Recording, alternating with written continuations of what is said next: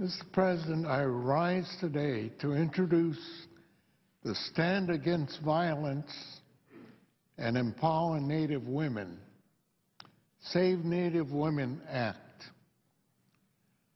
I would like to thank the co-sponsors of my bill, my good friends, Senators Inouye, Murray, Udall of New Mexico, Begich, Franken, Johnson of South Dakota, Baucus, Tester, and Bingaman. Mr. President, Native women across the country suffer from severe threats to their safety.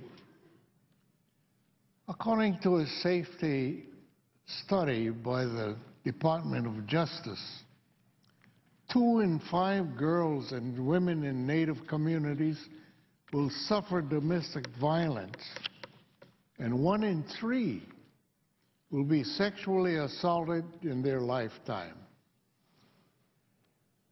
Can you imagine looking into the loving eyes of your daughter, sister, or mother and know that one of them will probably be abused in their lifetime? This is a terrible reality of life for Native women and their families across the country. It is an epidemic. It is unacceptable. And we must stand against it. This is why I'm introducing the Save Native Women Act. Most of those who commit these terrible crimes against Native women are not Native themselves. Yet currently, tribes have no ability to prosecute non-Natives for domestic violence and sexual assault in their own communities. This has resulted in a sense of lawlessness and leaves Native women with few places to turn. My bill strengthens tribal jurisdiction over domestic violence and sexual assault so that all offenders, Native and non-Native, can be brought to justice. My bill also strengthens existing programs that support Native victims of domestic violence and sexual assault. In many communities, these programs offer only safety and support available for Native women. And yet these programs are greatly strained.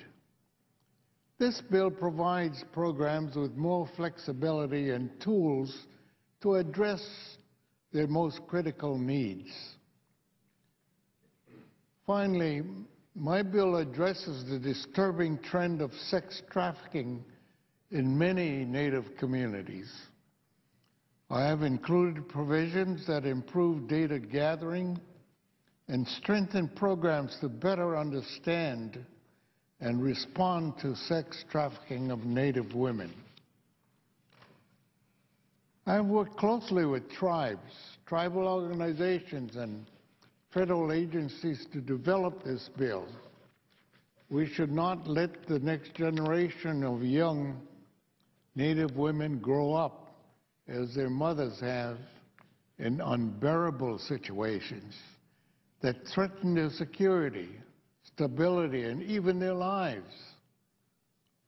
So I urge you to join me and my co-sponsors to stand against violence and support passage of the Save Native Women Act.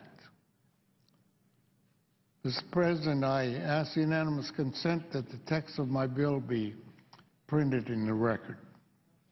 Without objection. I yield the time. Thank you.